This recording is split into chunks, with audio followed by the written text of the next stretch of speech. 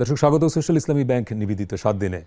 প্রধানমন্ত্রী শেখ হাসিনা গতকাল তার সাম্প্রতিক চীন সফর নিয়ে যে সংবাদ সম্মেলন করেছেন সেখানে সাংবাদিকদের প্রশ্নের জবাবে অর্থাৎ সম্প্রতি যে দুর্নীতি বিরোধী অভিযান চলছে বা দুর্নীতির খবর প্রকাশিত হচ্ছে সে বিষয়ে বলেছেন যে তার একজন সাবেক ব্যক্তিগত সহকারী তিনিও ৪০০ কোটি টাকার মালিক এবং হেলিকপ্টার ছাড়া চলেন না।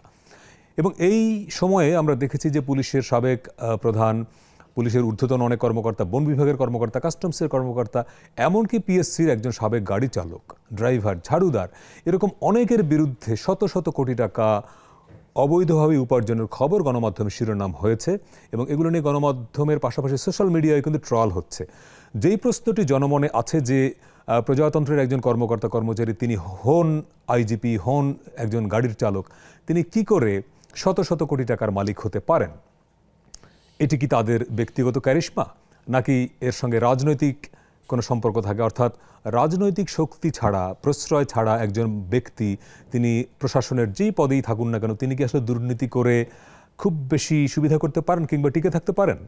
যে কারণে আজকে আমরা অনুষ্ঠানের শিরোনাম দিয়েছি রাজনীতি দুর্নীতি সহোদর কিনা, এটি প্রশ্ন।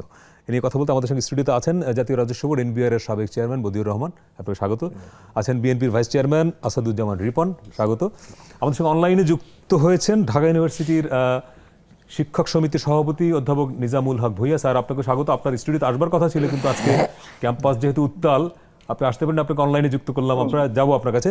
জনাব বদিউর রহমান, আপনাকে দিয়ে শুরু করি। যেই প্রশ্নটা দিয়ে শুরু করলাম যে রাজনীতির সঙ্গে দুর্নীতির সম্পর্কটাকে, ধরুন একজন ব্যক্তি, তিনি আইজিপি অথবা পিএসসি ড্রাইভার, রাজনৈতিক প্রশ্রয় যদি না থাকে বা ক্ষমতার কোনো না কোনো কাঠামোর সঙ্গে তার যে সম্পর্ক না থাকে, তার পক্ষে কি শত কোটি টাকার মালিক হওয়া সম্ভব? ধন্যবাদ।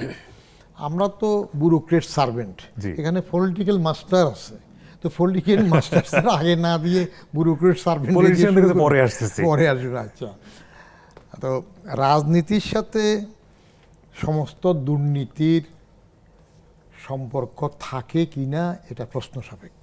আচ্ছা, কারণ কিছু কিছু দুর্নীতি যেগুলো হয় সেটা হয়তো রাজনীতি পর্যন্ত জানেও না।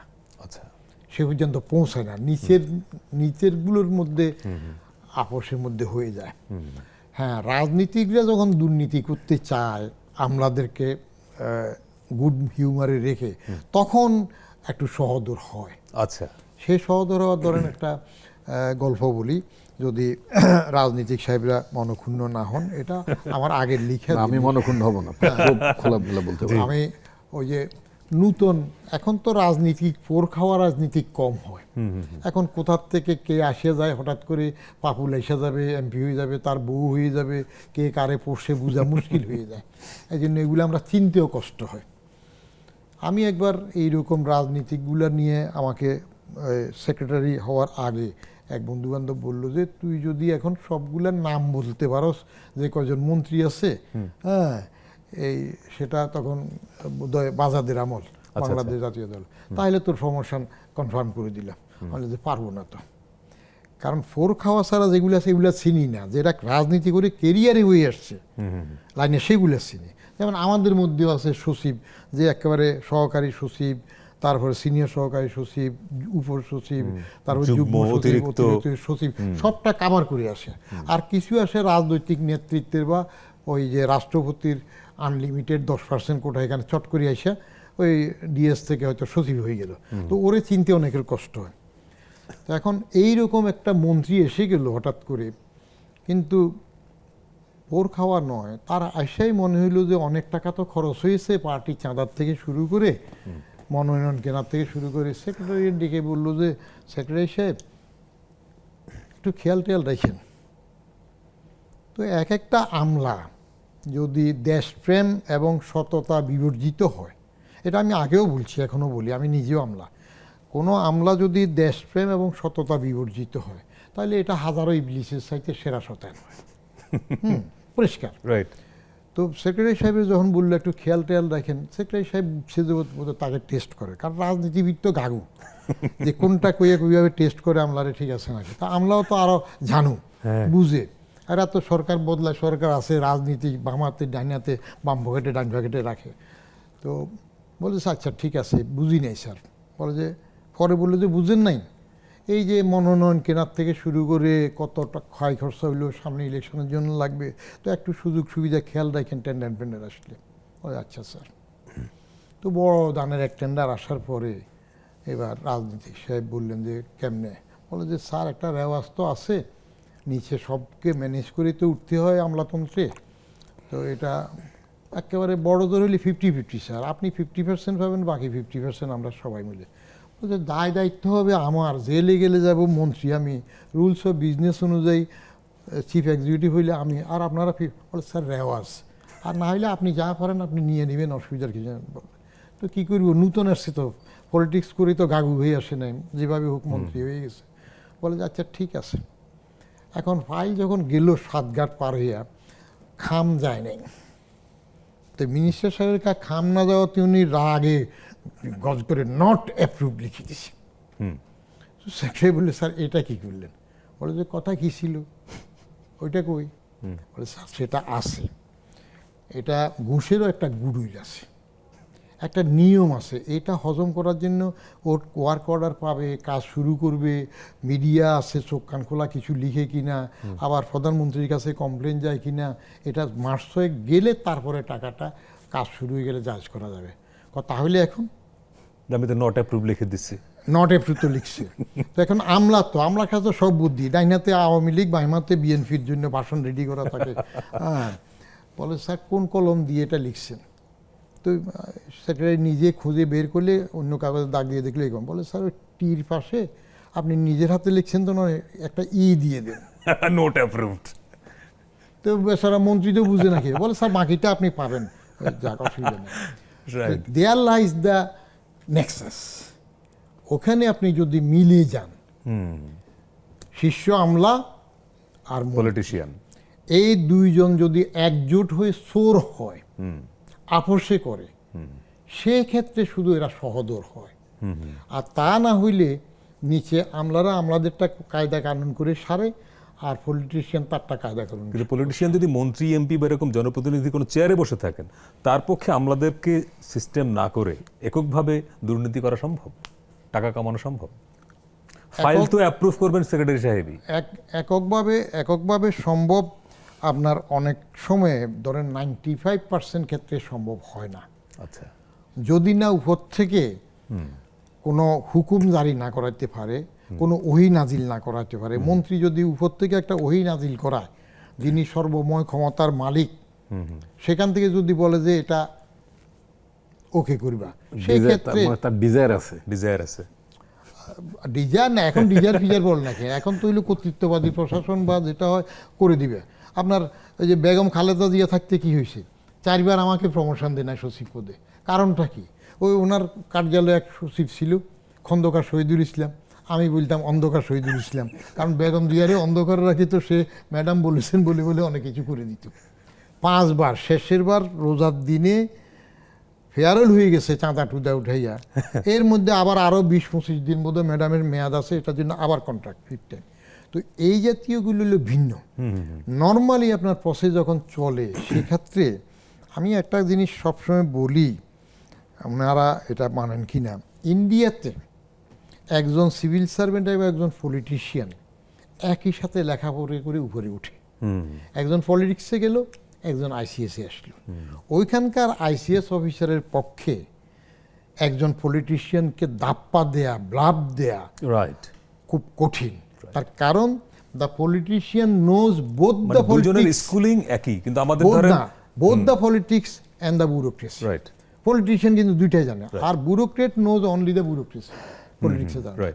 আবার আসবো আমি একটু, যেহেতু পলিটিশিয়ানের প্রসঙ্গ আনলেন জনাব আসাদুজ্জামান রিপন, একটা বিষয়, ধরেন এই সাম্প্রতিক সময়ে যত লোকের নাম আসছে দুর্নীতিবাজ হিসেবে, যাদের শত শত কোটি টাকার সম্পদের হিসাব আমরা দেখছি, অধিকাংশই বা এখন পর্যন্ত যাদের নামে সবাই সরকারি কর্মকর্তা কর্মচারী, কিন্তু দুর্নীতিবাজ বললে যাদেরকে বলে, লোকেদের একটা প্রথম ছোট অভিযোগ থাকে পলিটিশিয়ানদের প্রতি। সাম্প্রতিক প্রবণতায় আপনার কি মনে হচ্ছে যে রাজনীতিবিদদের বিরুদ্ধে যে অভিযোগ আসছে না, তাহলে পলিটিশিয়ানরা ভালো হয়ে গেছে? ধন্যবাদ আপনাকে। আসলে আমি তো কখনো মন্ত্রী ছিলাম না, এমপিও ছিলাম না, তো পেশাগতভাবে আমি সাংবাদিকতা করি।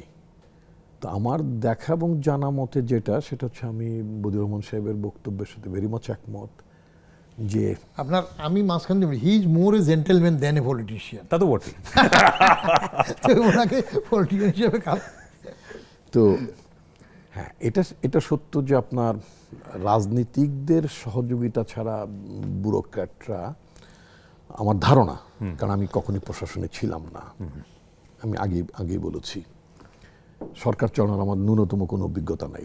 যদিও আমি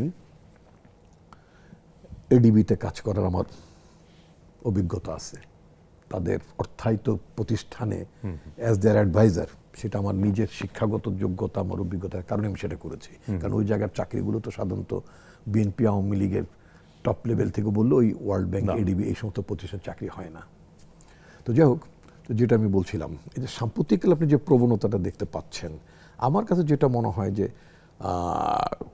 ক্ষমতার কেন্দ্রবিন্দু থেকে অথবা ক্ষমতার জায়গা থেকে যদি প্রশ্রয় না থাকে তাহলে আদৌ সম্ভব না। যদি আমি ধরে নিচ্ছি একেবারে অতি সম্প্রতি, মানে একেবারে গতকালকের, প্রবাবলি প্রাইম মিনিস্টার বোধহয় কালকেই বলেছেন ওই যে 400 কোটি টাকার পিয়নের কথা। আমি একটা পত্রিকায় দেখলাম পিয়ন, আরেক জায়গায় লেখা ছিল কাজের লোক, না ব্যক্তিগত সহকারী, কিন্তু ওনার সম্বোধনটা ছিল কাজের লোক। উনি সংবাদ সম্মেলনে বলেছেন আমার একজন সাবেক পিয়ন, উনি বলেছেন পিয়ন। জি, আবার কোন পত্রিকায় পিয়ন ব্যক্তিগত সহকারী, যাই হোক ব্যক্তিগত সহকারী ভদ্রলোক তার মানে ফেসবুক আইডিতে লিখেছেন, কিন্তু প্রধানমন্ত্রীর অ্যাড্রেসটা হচ্ছে মানে তার পরিচয় সম্পর্ক হচ্ছে যে আমার বাসার কাজের লোক। আচ্ছা আচ্ছা। আমি প্রথম চিন্তা করলাম যে আমি কনফিউজ হলাম, কাজের লোক বলতে কি কোনো বুয়া কিনা, মানে আমাদের দেশে যা বলি আমরা। তো আমি যেহেতু রাজনীতিগত সারা দেশে হুজুরদের মতো আমার তো একটা ওয়াজ করার একটা অভ্যাস আছে, মানে বক্তৃতা করা বা মিটিং করার একটা অভ্যাস আছে। তো নোয়াখালীতে আমি একজন শুনছিলাম, একজন PM জাহাঙ্গীর বলে একটা লোক আছে। আমি বললাম এটা কি জিনিস, ABM থাকে, SM থাকে, AFM থাকে, তো PM জাহাঙ্গীর এটা আবার কি জিনিস? এটা আমি তার বছর 2-3-4 আগে থেকেই শুনতাম। তো বলে যে আমাদের এখানে 2টা না 3টা জাহাঙ্গীর আছে, তো আমরা এক একজনকে এক এক নামে ডাকি। তো এই কেন PM জাহাঙ্গীর? বলে উনি প্রধানমন্ত্রীর বাসায় অনেক মানে ফুড ফরমাস খাটতেন, কিন্তু উনি অনেক প্রভাবশালী। আচ্ছা, ভালো কথা। তো এটা আমি প্রথম তার সঙ্গে আরো বছর 4 আগে ওই অঞ্চলের মানে লোকদের কাছ থেকে আমি শুনলাম। তো প্রাইম মিনিস্টার যখন বললেন যে তার বাসার কাজের লোক অথবা পিয়ন, আমি খুব স্বাভাবিকভাবে 400 কোটি টাকা মানে তখন আমার স্বাভাবিকভাবে আমি তখন গুগল, আমার একটা পেশাগত কারণে আমার একটু মানে কোনো ইনফরমেশন জাজ করার জন্য, ভেরিফাই করার জন্য গুগলে যাই। তো গুগলে যে ভেরিফাই করলাম যে লোকটা কে, মানে ছবি সার্চ করলাম যে প্রধানমন্ত্রীর বাসার কাজের লোক, দিয়ে সার্চ করলাম জাহাঙ্গীর, তো অনেকগুলো ছবি আসলো। Believe it or not, I found so many pictures তার ফেসবুক আইডিতে, যেখানে আমি দেখেছি প্রাইম মিনিস্টারের সাথে একেবারেই মনে করুন কোনো জাহাজের ডগ অথবা স্পেশাল ওই যে মানে ওই যে গার্ড অব অনার, ওনারা ভালো বলতে পারবেন, ওনারা ডিসিগিরি করেছেন, ওই যে গার্ড অব অনার দেখলে স্পেশাল যেরকম একটা মনস্টন্সের মধ্যে থাকে, ওই রকম জায়গায় দেখা গেলো ঠিক প্রধানমন্ত্রীর পাশে দাঁড়ানো, সুটেড বুটেড। ছবিটা একটু জুম করে বড় করলাম, ছোট করলাম, জুতোটাও দেখতে হয়। আমার মুরব্বী বলতেন যে একজন লোককে তার কাপড় চোপড় মুখ দেখার আগে তার পায়ের দিকে আগে তাকায়, তারপর উপর দিকে যাওয়া, তার জুতোটা কত পরিপাটি, তারপরে চেহারা পরিপাটিকে দেখবা। তা আমি ওই ছোটবেলার ওই মানে লেসন থেকে আমি আগে জুতো দেখলাম অনেক চকচকা জুতো, স্যুট। হ্যাঁ, আমি বিদেশে পড়াশোনা করেছি, বিদেশে ছিলাম, স্যুট টুট সম্পর্কে আমার একটা ধারণাও আছে। দেখলাম যে অনেক দামি স্যুট, মানে নিঃসন্দেহে মানে বাংলাদেশের লোকাল টেইলর্ড না, সোজা কথা। আচ্ছা, তো আরেকটা ছবি দেখলাম যে প্রাইম মিনিস্টার এবং তার একমাত্র বোনের সাথে ছবি। আচ্ছা, ভালো কথা, অনেক কাছের মানে বিশ্বস্ত কাজের লোক হলে অনেক সময় আবদার করলে কাজের বুয়ারও ছবি তুলতে চায় এবং অনেকে তোলেও। আচ্ছা, তো এরকম ছবি দেখলাম। তারপরে দেখলাম যে অনেকগুলো প্রধানমন্ত্রীর কার্যালয়, মানে TS মিয়া, তোফাজ্জল মিয়ার সাথেও দেখলাম ছবি, তোফাজ্জল মিয়াকে উনি ফুলের তোড়া দিচ্ছেন। এবং আই ফাউন্ড সো মেনি আপনার মানে আপনার কি বলে প্রজাতন্ত্রের মানে আমলাদের বড় বড় জায়গায় দেখলাম সব ফুলের তোড়া দেওয়া। পররাষ্ট্রমন্ত্রীকে দেখলাম, তার সাথে তথ্যমন্ত্রী মানে ইমিডিয়েট পাস তথ্যমন্ত্রী হাসান মাহমুদ, তার সাথে ছবি দেখলাম, কার সাথে না। আচ্ছা, এই যে এখন বললেন, এবং মানে আপনার এই যে লোকটা, এই লোকটার তো এবং ছবিগুলো তার প্রোফাইলগুলো সব 22-23-এর। হ্যাঁ, উনি তো বহিষ্কৃত হয়েছেন 23-এ। হ্যাঁ, তো 22-23-এরই। তার মানে এই যে উনি প্রধানমন্ত্রী বাসা ছেড়ে দিয়ে উনি মন্ত্রী মানে সচিবালয়ের দাবড়ায় বেড়াচ্ছেন, বিভিন্ন মন্ত্রীর সাথে দেখা করতেছেন, সচিবদের সাথে দেখা করছেন, ফুলের তোড়া নিয়েছেন, এবং সবই কিন্তু সুটেড বুটেড। আচ্ছা, এখন আপনি চিন্তা করেন, আমি যেটা চিনি, আমি যদি দেখি আমার ড্রাইভারটা ড্রাইভারটার আমি বেতন দিই, তাকে ধরেন 20,000 টাকা বেতন দিই, এই 20,000 টাকা বেতন আমি চিন্তা করতে সংসার ইত্যাদি ইত্যাদি আছে, এর বেশভূষা হঠাৎ করে যদি দেখি যে মানে জুতোই পড়ছে 20,000 টাকার, তো আমার তো প্রথম সন্দেহের কথা, হাউ ইট কামস। আমি এমপ্লয়ার হিসেবে তো আমার তো চিন্তা করতে হবে যে এর শার্টটার কলার দেখলে তুমি বুঝে এটা কি ধরনের শার্ট, স্যুট দেখলে আমার বোঝার কথা, কথার কথা, মানে অর্থাৎ এমপ্লয়ারের বোঝার ধারণা হওয়ার কথা, রাইট। এটা তো একদিনের ঘটনা না, বছরের পর বছর, মাসের পর মাস সে তার এই লাইফস্টাইল চালাই গেছে।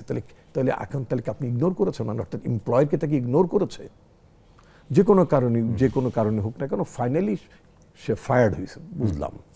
আমি তো মনে করি যে এই ব্যক্তিটি প্রধানমন্ত্রীর বাসায় কাজ করেছেন বা পিয়ন ছিলেন, হোয়াট এভার,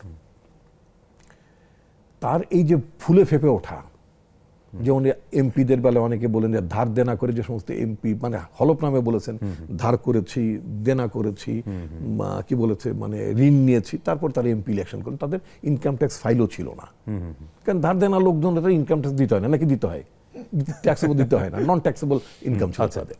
তো এই লোকগুলোর যখন তাদের বউরা যখন এখন 100 কোটি টাকার মালিক হয়, কিভাবে হলো, তাই না, 1000 কোটি টাকার মালিক হতো। ওবায়দুল কাদের সাহেবকে জিজ্ঞেস করলেন সাংবাদিক, ডেইলি স্টার সাংবাদিক জিজ্ঞেস করলেন যে আপনার এমপিদের এই যে অবস্থা বেরোচ্ছে, এই ব্যাপারে কোনো তদন্ত করবেন না? তখন ওবায়দুল কাদের খুব সঙ্গতভাবে তিনি বলেছেন যে মানে সামনে এখন ভাই কয়দিন পর ইলেকশন, এই যে আমিডামি ইলেকশনটা যেটা হলো, এখন তদন্ত করার সময় না, পরে দেখা যাবে। পরে কি দেখেছেন 6 মাস পার হয়ে গেছেন, পরে দেখেন নাই। এই যে নৌকো ফুলে জাহাজ হয়ে গেল, I want to say ship, from boat to ship, এই যে মানুষের নজরে পড়ে না, নজরে পড়ার কথা। তো এই যে অবস্থাগুলো হলো, এগুলো আসলে কি আপনি মনে করেন প্রশ্রয় ছাড়া অথবা উপেক্ষা করা ছাড়া এমনি হয় না। দুটো কারণে হয়। একটা হচ্ছে যে একটা পলিটিক্যাল পার্টিতে, সেটা আমার পার্টি হোক, যে পার্টি হোক না কেন, পলিটিক্যাল পার্টিগুলোতে যখন একটা পলিটিক্যাল গভর্নেন্স না থাকে, তখন এই নেতারাও আপনার ইয়ে করে, মানে দুর্বৃত্তায়নের সুযোগ নেয়। এখন যেমন ফেসবুকে দেখি যে বিভিন্ন দলে কমিটি বেচা কিনা হয়, পদ বেচা কিনা হয়, তো এইগুলো তো একটা সুপারভিশন লাগে, একটা গভর্নেন্স ইস্যু। গভর্নেন্সের জায়গা আমরা যাবো, একটা ছোট্ট বিরতি নিয়ে আসছি, গভর্নেন্সের জায়গা ফোকাস করবো। নিজামুল হক ভাই, আপনার কাছে আসবো, একটা ছোট্ট বিরতি নিয়ে আসছি। দর্শক, আজকে আমরা রাজনীতি ও দুর্নীতি সহোদর কিনা সেই প্রশ্নের উত্তর খুঁজছি। একটা ছোট্ট বিরতির সময় হলো, সঙ্গে থাকবেন।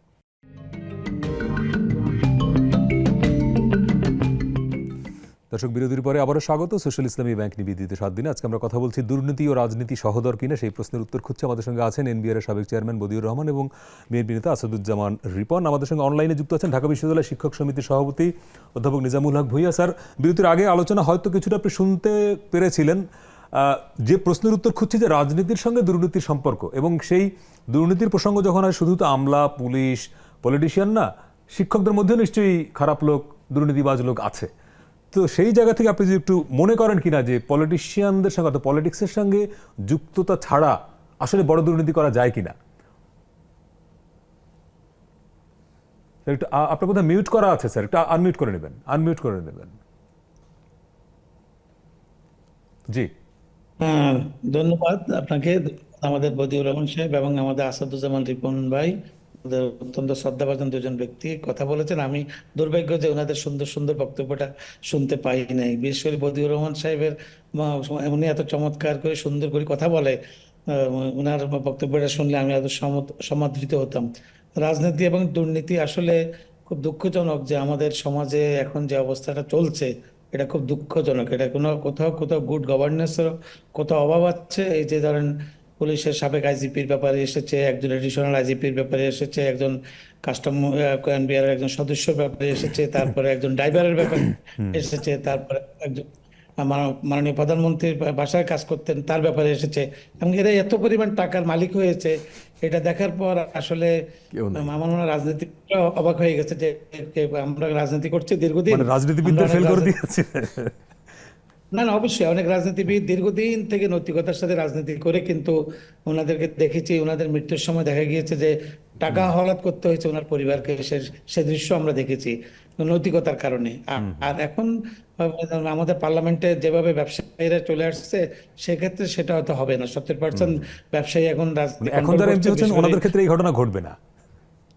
না, পার্লামেন্টে সেটা আমি বলবো না, কারণ আর ঘটবে না, কারণ অনেক সংসদ সদস্য আমি বদিউর রহমান সাহেবের একটা টক শো দেখেছি, এত সুন্দর করে বলেছে যে স্বামীকে উনি ওনার স্ত্রীকেও এমপি বানিয়েছে, পাপ্পু সাহেব, এবং উনি কিভাবে এত টাকা দিয়ে উনি নিজের সংসদ সদস্য হয়েছে, ওনার স্ত্রীকেও করেছে। তো এই জিনিসগুলো তো যখন আমাদের মানে নতুন জেনারেশন দেখবে যে মানুষের মধ্যে এত টাকা, এত কিছু চাইলে অনেক কিছু করা যায়, খুব ইজি, আপনার টাকা হইলে আপনি সবকিছু করতে পারবেন। এই জায়গা থেকে সমাজকে বের করে আনতে হবে। আমরা ছোটবেলা বাল্য শিক্ষা শিখেছি যে সকালে উঠিয়ে আমি যেন মনে মনে বলি, সারাদিন যেন ভালোভাবে চলি, আদেশ করেছেন মূল গুরুজন, এই যে জি। ধরেন এই শিক্ষাগুলো। এবং কি সকালে আমাদের শিক্ষার্থীদেরকে আমরা ছোটবেলা মাদ্রাসায় গিয়েছি, বা অন্য ধর্মের লোকেরা অন্যখানে গিয়েছে, যে আমরা সেখানে কিন্তু অনেক কিছু শেখার সুযোগ আমাদের হয়েছে। আমার মনে হয় রিপন ভাই, আমাদের বদিউর রহমান সাহেবরাও শিখেছে। সেক্ষেত্রে আমরা বলবো যে আমরা চেষ্টা করেছি যে কিছু কিছু ক্ষেত্রে যাতে আমরা আমাদেরকে নীতি নৈতিকতা নিয়ে চলতে পারি। কিন্তু শিক্ষকদের কথা আপনারা বলেছেন যে কিছু কিছু শিক্ষক, হ্যাঁ, আমরা আমরা সে দায় এড়াতে পারবো না। কিন্তু এক সময় যদি কোনো শিক্ষকের ব্যাপারে, আমরা যখন স্কুলে পড়তাম, কলেজে পড়তাম, তখন আমরা দেখেছি যে কোনো কোনো জায়গায় দু একজনের নাম, যখন কলেজের শিক্ষক এই দুর্নীতি করেছে, সবাই আচমকা দিয়েছে, কলেজের শিক্ষক এটা পারে, স্কুলের শিক্ষক এটা পারে, মানে এটা কোনোভাবে মানে দুর্নীতি করাই যায় না, এটা মানে মহা অপরাধ। সেই এবং জায়গায় এটা দেশ এখন করলে আছে? এখন কি সমাজ- কেউ বিস্মিত হয় যে একজন বিশ্ববিদ্যালয় অধ্যাপক না, যদি না, তার এখন বিরুদ্ধে দুর্নীতির এখন আমি অভিযোগ বলি, আসে, কেউ বিস্মিত হয়? আমাদের অনেক শিক্ষকের ব্যাপারে, যেহেতু আপনি শিক্ষকের ব্যাপারটা এসেছেন, খুব দুঃখজনক হলো সত্য আমাকে বলতে হচ্ছে যে আমাদের অনেক অনেক শিক্ষকের বিরুদ্ধে দেখা যায় স্বজন প্রীতি, অমুকের প্রমোশন দিয়েছে, অমুকরে চাকরি দিয়েছে, অনেক জায়গা থেকে টাকা নিয়েছে, ইত্যাদি ইত্যাদি অনেক কিছু। কিন্তু দেখা গেল যে একটা তদন্ত কমিশন, আমাদের বিশ্ববিদ্যালয় মঞ্জুরি কমিশন আছে আমাদের বিশ্ববিদ্যালয়গুলোর জন্য, আমি বিশ্ববিদ্যালয় নিয়েই কথা বলছি। এর পরবর্তী পর্যায়ে আমাদের একজন শিক্ষকের একবার বিচার হয়েছে, জলিল সাহেব, উনি উপাচার্য ছিলেন, উনি জেলও খেটেছেন। এরপরে আমরা বেশ কয়েকজন শিক্ষকের নামে যখন দুর্নীতির অভিযোগ এসেছে, বিশ্ববিদ্যালয় মঞ্জুরি কমিশন দীর্ঘদিন 1 বছর 2 বছর তদন্ত করে আমাদের মন্ত্রণালয়ে পাঠিয়েছে। মন্ত্রণালয়ের পর আজ পর্যন্ত আমরা সেটা রিপোর্টও পাই নাই, এবং ওনাদের বিরুদ্ধে কোনো ব্যবস্থা নেওয়া হয় নাই। তাহলে স্যার, যদি আমার যে প্রশ্নটা ছিল, আমরা যদি স্যার আমার যে স্পেসিফিক প্রশ্নটা ছিল, এই যে যাদের কথা আপনি বললেন, এই লোকগুলো দুর্নীতির সঙ্গে যে যুক্ত হলেন, এটা কি পলিটিক্সের সঙ্গে যুক্ততা ছাড়া সম্ভব? মানে ইন্ডিভিজুয়াল একজন লোক কোনো ধরনের রাজনৈতিক প্রশ্রয় ছাড়া কি এইরকম দুর্নীতি করতে পারেন, শিক্ষকরা হলেও? না, না, উনি তো কোনো না কোনোভাবে তো উনি প্রশ্রয় পেয়েছে, কোথাও না কোথাও উনি গাইড পেয়েছে বিদায় তো। যেমন একজন উপাচার্য এক জায়গায় জব করতেছেন, ওনার এলাকায় সংসদ সদস্য আছে, মন্ত্রী আছে। এখন একজন লোক যখন কারাপশন করবে, তখন তো উনি কোথাও না কোথাও ইনফ্লুয়েন্স না পেলে তো উনি এই সাহস পায় কোত্থেকে, আচ্ছা, তাই না? জি। তো আমি যেটা মনে করি যে আসলে আমাদের মানে এই যে গত 1 মাস 2 মাস পর্যন্ত আমরা যেভাবে পত্রপত্রিকা পেয়েছি, আমাদের এই যে নতুন জেনারেশন বাচ্চারা যেটা দেখছে, যে এই যদি আমাদের সমাজ ব্যবস্থা হয়, তাহলে তো মানুষ হতবাক হবে যে এগুলো কি হচ্ছে, এগুলো কি হচ্ছে। আমার মনে হচ্ছে যেমন একটা লোক কারাপশন, শিক্ষক কথা বলেন আর অন্য পেশায় বলেন, একটা লোক যখন দেখছে যে তার পরিবার, আমরা তো মনে করি এই দুর্নীতিগুলো প্রথম পরিবার, আমরা হ্যাঁ, তো পরিবার তো প্রশ্ন করে না। পরিবার থেকে জি, ভেরি না, ইম্পর্টেন্ট। পরিবার প্রশ্ন পরিবারকে করে না। প্রস্তুত করতে হবে যে আপনি মনে করেন আপনি স্কুলে যাচ্ছেন, আপনি একটা চাকরি করেন, আপনার বাচ্চাটাকে আপনি স্কুলে পাঠাচ্ছেন।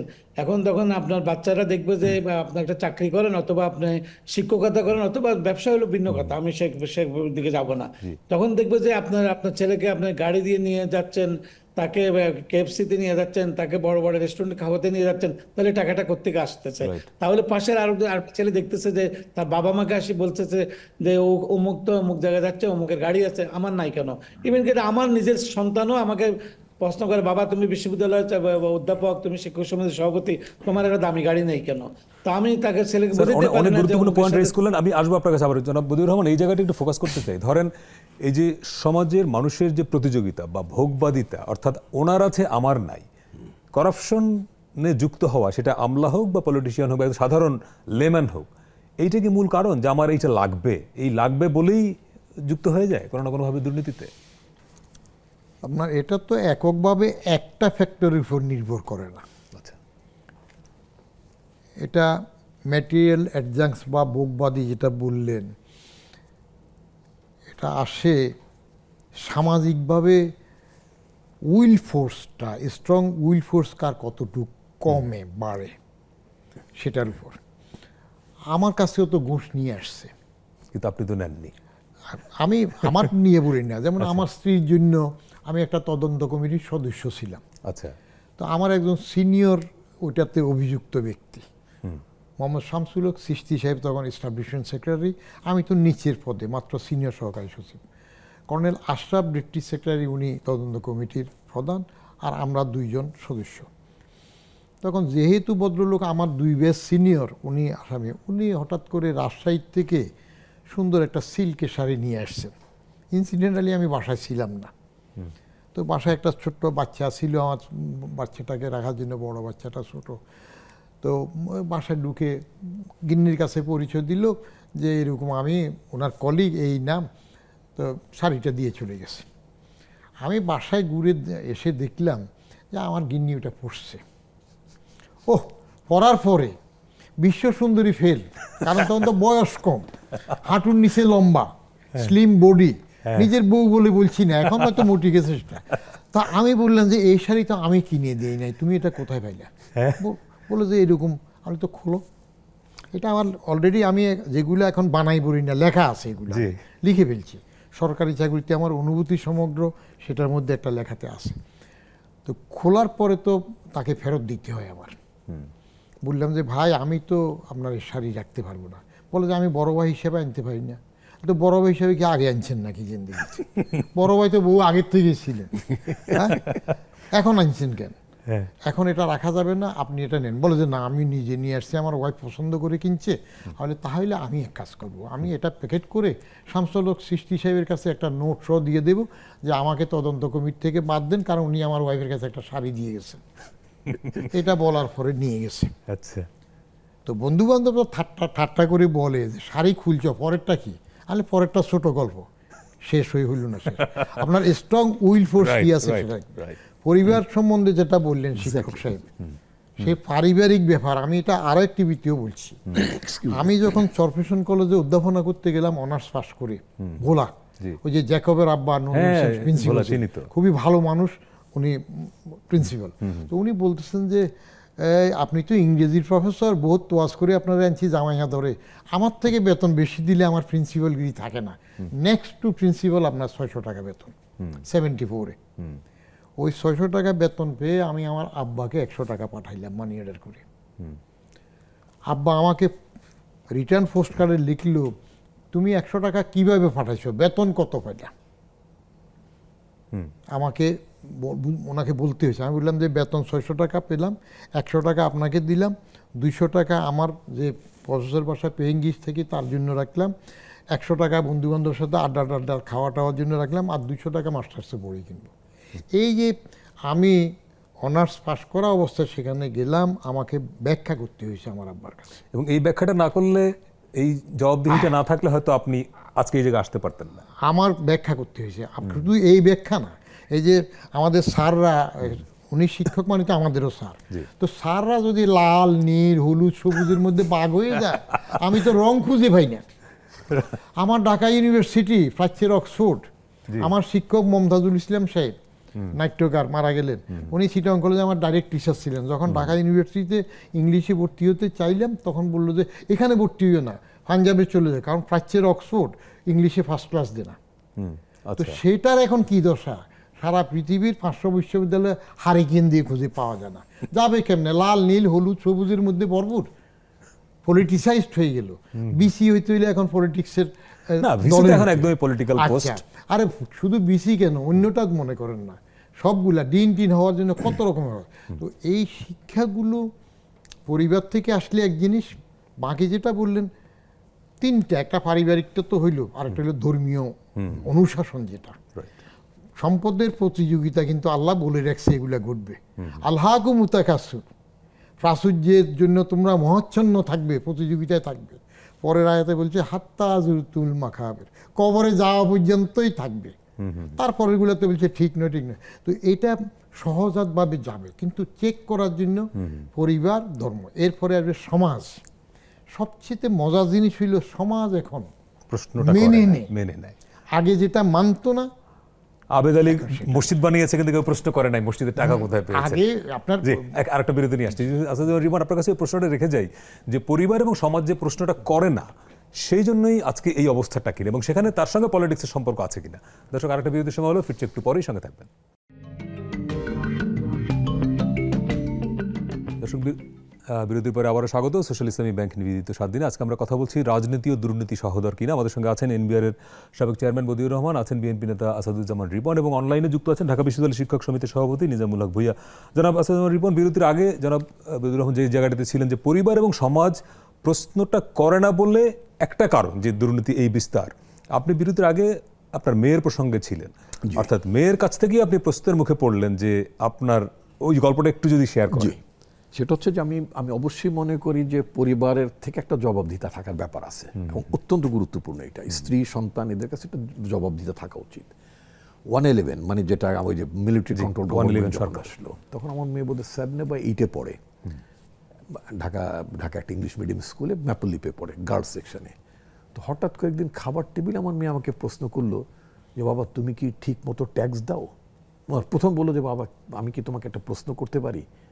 আমি তো ভয় পেয়ে গেলাম যে কি ব্যাপার। তা আমি বললাম যে এমন কোনো মনে মনে একটু ভেবেছি, বলে এমন কোনো প্রশ্ন করা উচিত না যেটা বাবা মা হার্ট হয়, এটা কোরআনে বলা আছে। মানে নিজের প্রোটেকশনের জন্য তখন আমি কোরআনের রেফারেন্সও টানলাম। আচ্ছা, তখন উনি বলছে না, একটু ভেবে বললো যে না ঠিক তা না, তুমি হার্ট হবে না, জাস্ট আমাকে বলো ঠিক কিনা। তা আমি বললাম তো তোমার বাবা ট্যাক্স শুধু দেয় না, যেই অ্যামাউন্টের ট্যাক্স হওয়া উচিত তার থেকে বেশি দেয়। তো বলে কেন বেশি দাও? এবং আমি আগে বলছি আমি সাংবাদিকতা করি, আমার আয়কে আমার পত্রিকার বিক্রি এবং পত্রিকার বিজ্ঞাপন, এর বাইরে তো আমার অন্য কোনো ইনকাম নাই। ঠিক আছে।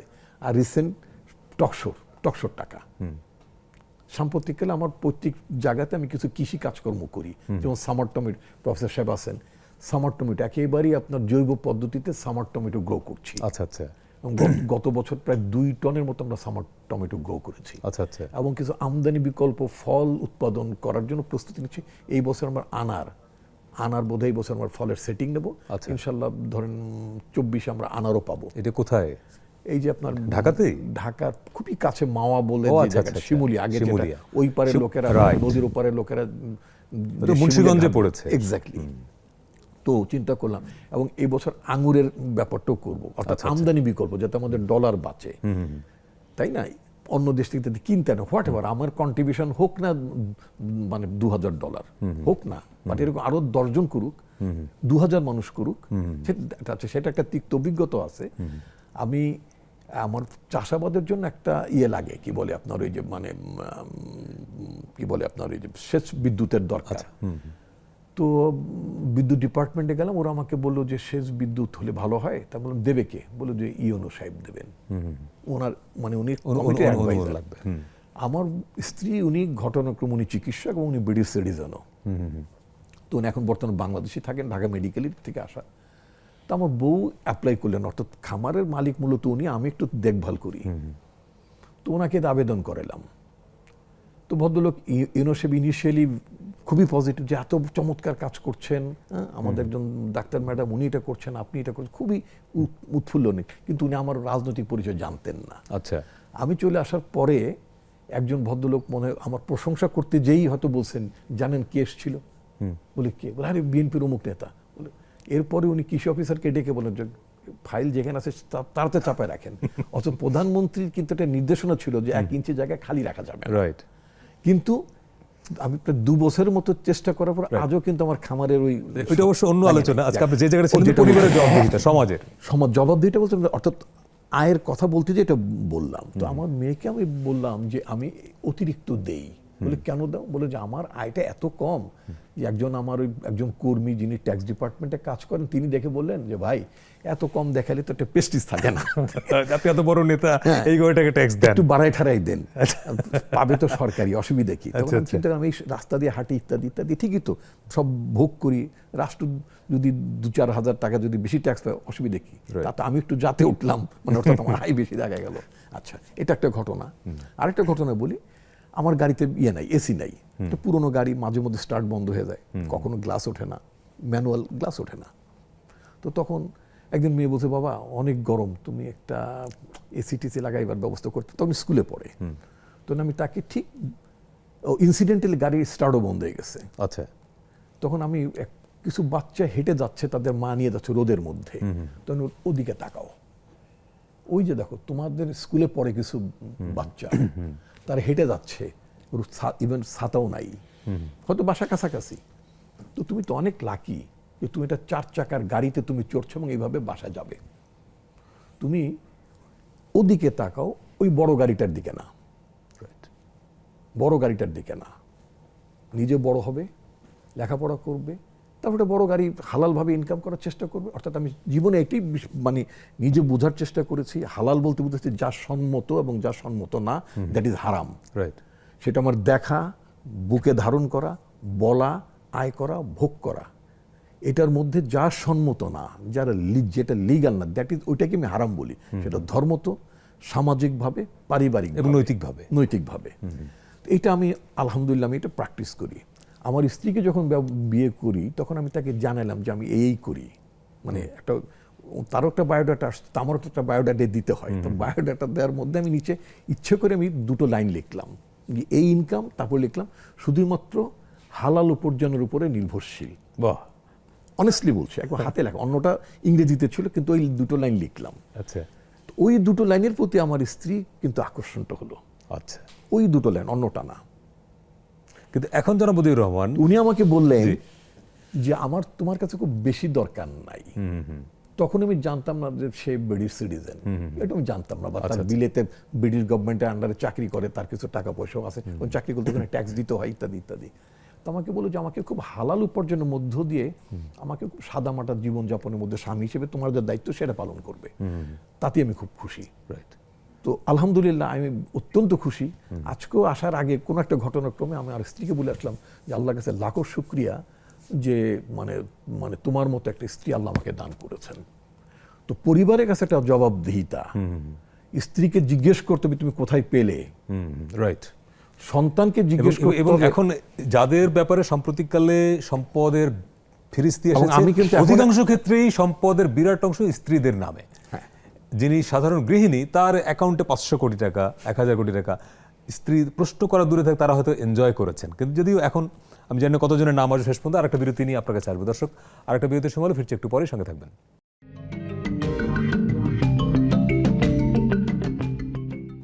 দর্শক, বিরতির পরে আবারও স্বাগত সোশ্যাল ইসলামী ব্যাংক নিবেদিত 7 দিনে। আজকে আমরা কথা বলছি রাজনীতির সঙ্গে দুর্নীতির সম্পর্কটা কোথায়। আমরা আবার একটু অনলাইনে আমাদের সঙ্গে যুক্ত আছেন ঢাকা বিশ্ববিদ্যালয়ের শিক্ষক সমিতির সভাপতি নিজামুল হক ভূঁইয়া। স্যার, আমরা শেষ পর্যায়ে এসেছি, একটু সংক্ষেপে যদি একটু বলেন যে পরিবার এবং সমাজের যে জবাবদিহির আপনি বলছিলেন, সেই জায়গাটা নিশ্চিত করা খুব সহজ কিনা? কারণ স্ত্রী যদি প্রশ্ন না করেন স্বামীকে যে এত টাকা তুমি কোথায় পেলা, সেই অবস্থায় সমাজটা কি আছে আসলে, বা এখান থেকে বেরোনোর তরিকাটা কি? হ্যাঁ, ধন্যবাদ আপনাকে আমিনুল রশিদ। আপনি যে দুজন ব্যক্তিত্বকে আজকে এনেছেন, এই ধরনের ব্যক্তিত্বদেরকে এনেই আপনারা টেলিভিশন কথা বলান। কারণ আমরা দেখেছি টেলিভিশনে এমন এমন লোক এমন সময় আসে আমাদেরকে সত্যের বাণী শোনায়, তখন আমাদের খুব খারাপ লাগে। আমি রিপন ভাইকে ভালো করে চিনি, মতাদর্শকতা ও তো অন্য দল করতে পারে। আমি বদিউর রহমান সাহেবকে চিনি, আমি একদিন ওনার সাথে, আমার বাড়িও নোয়াখালী, ওনার বাড়িও নোয়াখালী, দৈবাতক্রমে একদিন আমি বাসে করে আসতেছিলাম, আমি তখন ছাত্র। তখন আমি ওনার গল্প শুনতে শুনতে, উনি সম্ভবত দাগন ভূঁইয়ার ওইদিকে একটা স্টপেজ থেকে উঠেছে, তো আমিও ওনার সাথে বসে গল্প করতে করতে ঢাকা পর্যন্ত এসেছি। তো এরকম একটা নৈতিক মানুষ, সত্যের পক্ষে সবসময় লড়ছেন। তো এই সমস্ত মানুষগুলো থেকে যখন মানুষ শুনবে কথা, তখন মানুষ এটাকে অনুকরণ করবে। আমরা মনে করি যে এখন আমাদের সমাজে, আমাদের শিক্ষা ব্যবস্থার দুর্নীতির বিরুদ্ধে আমাদের নতুন শিক্ষার্থীদের যারা উঠে গেছে, ওগুলো সংস্কার করা খুব কঠিন হবে। এখন ওরা হয়তো দেখতে দেখতে, আর আমি একটু আগে যে একটা বক্তব্য দিয়েছিলাম যে আমাদের শিক্ষকদের খুবই কম, ভেরি রেয়ার, এখন যা সমস্ত কোটি কোটি টাকা আসতেছে আমাদের শিক্ষকরা, এটা তো শিক্ষকদের মধ্যে 2-1 জন দুর্নীতি করছে, এটা আমি মনে করি যে চা বিস্কিটের পয়সা, মানে ওদের তুলনায় 400-500 কোটি টাকা। Right. এখানে ওদের 2-একটা স্বজনপ্রীতি করছে, 2-1 জনকে চাকরি দিয়েছে, হ্যাঁ, বা শিক্ষকদের তো নিয়ম শত শত ব্যক্ত কোটি করে- টাকা দুর্নীতি করার সুযোগটাই নাই আসলে। নাই না, মানে ওইটাও এনেছে। এবং কি আমাদের বিরুদ্ধে অনেক সময় কিছু কিছু ইয়েলো পত্রিকায় লিখেছে, বা আমার বিরুদ্ধে একসময় একটা ইয়েলো পত্রিকা, আমি নাম বলতে চাই না, জি। কিন্তু খুব কষ্ট পেয়েছে। পরে আমি পরবর্তী যখন নির্বাচন করলাম, আমার শিক্ষকরা আমাকে 25% ভোট বেশি দিয়ে দিচ্ছে, মানে যে আমাকে তো চিনে তারা। তো সুতরাং এটা আমি কষ্ট থেকে বললাম আর কি। তো আমার মনে হয় যে সমাজের এখন যে জিনিসটা হলো যে যে অবক্ষয়, সেখান থেকে আমাদের বের হয়ে আসতে হবে। এমনকি এই যে যারা দুর্নীতিগুলো করছে, হঠাৎ করে দেখে যে তদন্ত করিডোরে হঠাৎ করে এটা স্টপ হয়ে যায়, এই স্টপগুলো না করে এদের ব্যাপারে যদি কঠিনভাবে, আমার মনে হয় যে আইনকে যদি, আমি জানি না, আইনের প্রতি আমি শ্রদ্ধাশীল, আমি আইনজ্ঞ না, আইনের ছাত্র না, আমি বিজ্ঞানের ছাত্র। আমি মনে করি যে কঠিন আইন করে যে ওদেরকে দৃষ্টান্তমূলক শাস্তি কয়েকজনকে আমরা দিতে পারি, মানে আমরা অন্য অন্যদের জায়গায় মধ্যে আমরা হয়তো tribunal একটু করতে ভয় পারি। ঢুকবে। জি, জনাব বদিউর রহমান, এইখান থেকে কি মনে হয় সম্প্রতি যে অভিযানটা এখন চলছে কিংবা নাম আসছে, এটার পরিণতি কি হবে, কতদূর পর্যন্ত যাবে বলে আপনার কোনো ধারণা করতে পারেন? কারণ যাদের নাম আসছে এটা তো টোটাল সংখ্যার কত পার্সেন্ট আসলে? আপনার এখন সমস্যা হয়ে গেল, আপনি লোম বাঁচতে বাঁচতে তো কম্বল উজাড় করতে হয়। আপনি যেখান দিয়ে যান সেটা হবে না। এখন যদি খোদ প্রধানমন্ত্রীর মুখ থেকে যদি তার কোনো একজনের উনি তো এটা নিশ্চয়ই অনেক কষ্ট থেকেই আসে, বলেছেন। কষ্ট থেকে বলেন, তাহলে আমি তো পাল্টা একটা জিনিস বলি, প্রধানমন্ত্রীর আশেপাশে, প্রধানমন্ত্রী তো খুবই প্রিয় মানুষ, আওয়ামী লীগ থেকে উনি বেশি প্রিয়, Right. এটা খেয়াল রাখেন। আমি যে লাইভে বলছি আরেক জায়গায় যে এখন যদি আওয়ামী লীগ নাম শেখ হাসিনা ভোট দেওয়া হয়, তাহলে শেখ হাসিনা নিঃসন্দেহে 75 থেকে 80% জনগণের সমর্থন পাবে, আওয়ামী লীগ 50% পাবে কিনা সন্দেহ আছে। ঠিক বঙ্গবন্ধুর সময় এটা ছিল। বঙ্গবন্ধু নিজেই সোহরাওয়ার্দী উদ্যানের এক মিটিংয়ে আমি উপস্থিত ছিলাম, বলতেছে আমার প্রতি আস্থা আছে, শেষ দিকে মানুষ সব হাত উঠাইলো তখনও। আমার পাশে ইনসিডেন্টালি সিরাজুল আলম খান উনি ছিলেন, উনিও হাত উঠাইলেন। পরে বললো যে আওয়ামী লীগের উপর আস্থা আছে, তখন দেখা যায় অনেক হাতই উঠেও নাই, সিরাজুল আলম খান উঠে নাই। তাহলে সেই একটা প্রিয় বঙ্গবন্ধু কন্যার অফিসের লোক, এত টাকার মালিক, হেলিকপ্টার ছাড়া চলে না, মনের দুঃখে উনি বলেন, তাহলে এত আইনের লোকজন, কারো কি সেগুলোর উপরে নজর ছিল না? আমরা তো জানি এই জাতীয় জায়গায় যারা থাকে তাদের প্রত্যেকটা পদক্ষেপ সবসময় অনুসরণে থাকে, তাহলে হইল না কেন? Where is the left? এটা কনাইভেন্স হয়েছে কিনা সেটা একটা দেখার বিষয়। আর উত্তরণ যেটা বলতেছেন, আমি সবসময় আশাবাদী লোক থাকি। আমি আশাবাদী থাকি এই জন্য যে আমরা তো সেই ঠেলাগাড়ির যুগের মানুষ, ন্যাংটা হয়ে গ্রামের নদী পার হইছি, লুঙ্গি হাতে নিয়ে সাঁতার কেটে গেছি। সেই মানুষটা আমরা এখন স্যাটেলাইটে যাচ্ছি, মেট্রো রেলে চড়তেছি। তো কিন্তু এটা যদি হয়, পলিটিক্যাল স্টান্টবাজি যদি হয়, বেসকি দেয়া, নোয়াখালীর একটা শব্দ, যে বেসকি দেওয়ার যদি হয়, যে একটু দিলাম অন্য দিকের থেকে একটু ডাইভারশন হইলো, পরে থেমে যাব। কারণ আমরা মাঝখানে একবার দেখলাম না, অনেক সময় অভিযান হয়েছে তো। হয়েছে অভিযান তো বঙ্গবন্ধুর সময় হয়েছে। Right. বঙ্গবন্ধু ব্লক রেট দিতেছিল না, যখন এই যে মজুদদারি হইতেছিল তখন বন্ধ হয়ে গেল তো ব্লক রেট দিয়ে থেকে, যে ঝাঁকে ধরে সব আওয়ামী লীগ, ঝাঁকে ধরে আওয়ামী লীগ, তখন তো বাজাদের জন্মই হয় নাই। তো বন্ধ হয়ে গেল, পারে নাই। বঙ্গবন্ধু নিজে তো বলছে সবাই পায় সোনার খনি, আমি পাই সোরের খনি। তাহলে বুঝেন, বঙ্গবন্ধুর মতো এত বড় মাপের নেতা তো খুব চিন্তাই করা যায় না আমাদের। তো তিনি যখন এগুলা বলেন, এবং শেষে তো দুঃখ করে, ইনি যেরকম বললেন শেখ হাসিনা যে তার একজনের 700 কোটি, উনিও তো দুঃখ করে বলছিলেন বঙ্গবন্ধু যে মোস্তফা গাজী আমার কম্বলটা কই, এই যে রিলিফের এত কম্বল আসলো, বাগে তো ওনার একটা পড়ে। তো এটা কন্টিনিউয়াস চলবে, কিন্তু কতটুক কমাতে পারবেন, রাইট, সেটাই হলো সেটা প্রশ্ন। বড় ইস্যু। Right, right. জনাব আসাদুর রহমান, একদম শেষ পর্যায়ে আমি আবারও কি বলছি, হয়? Political governance is very important. আচ্ছা, গভর্নমেন্টের একটা গভর্নেন্স থাকবে, এটা খুব ইম্পর্টেন্ট। যেমন আপনি যে মানে শেখ মুজিবুর রহমান সাহেবের কথা বললেন, আমি ওনার আরেকটা রিসেন্ট ভাষণ শুনছি যে পাকিস্তানের, মানে ওনার লাস্ট ছিল যে সমস্ত আমার চারপাশে চোরগুলো সব শেষ করলাম, যা আনি সব চেটেপুটে খেয়ে ফেলে, পাকিস্তানের সব নিয়ে গেছে, চোরগুলির থুয়ে গেছে আমার জন্য। মানে একেবারে ওনার টিপিক্যাল, ওনার চাটার দল খেয়ে ফেলে। বঙ্গবন্ধুর যে ভাষায় বলতেন আরেকটা আর কি। ভাষণ, চারটার দল আরেকটা ভাষণ, আর এটা হলো চোরগুলির থুয়ে গেছে, একেবারে গোপালগঞ্জের টিপিক্যাল ভাষা ওনার একটা ভাষণ আছে। আমি যেটা বলতে চাই, উনি যেটা বললেন যে গাজী আমার কম্বল গেল কোথায়, again it's a question of political governance. ওখানে ল্যাক অফ পলিটিক্যাল গভর্নেন্স ছিল। প্রশাসনে যিনি থাকবেন, সেটা মানে আপনার শেখ মুজিবুর রহমান বলেন, সেটা জিয়াউর রহমান বলেন, শেখ হাসিনা বলেন, খালেদা জিয়া বলেন, বা ভবিষ্যতে যারা নেতা হবেন, তাদের প্রত্যেকের যারা ক্ষমতার শীর্ষে যারা থাকবেন বা রেসপেক্টিভ জায়গায় যারা থাকবেন, সেখানে নিজেদেরই সুশাসন নিশ্চিত রাইট। করতে হবে। অনেক ধন্যবাদ আপনাদের দুজনকে। আমাদের রাজনৈতিক সদিচ্ছা ছাড়া কিচ্ছু হবে না। জি, নিশ্চয়ই, আপনাকে অনেক সেটা তো ধন্যবাদ। বটেই। আমরা যেটা প্রত্যাশা করি, অভিযান দুর্নীতির বিরুদ্ধে বিভিন্ন সময় হয়েছে, কিন্তু দুর্নীতি আসলে কতটুকু কমেছে সেটি খুব বড় প্রশ্ন। ফলে আমরা যেটি প্রত্যাশা করি, এখন যে অভিযানটি চলছে সত্যি সত্যি দুর্নীতি কমার ক্ষেত্রে এটি ভূমিকা রাখবে, এবং সেখানে প্রধানমন্ত্রী গতকালকেও বলেছেন যে এখানে জিরো টলারেন্স, আমরা সেটি বিশ্বাস করতে চাই। ভালো থাকবেন।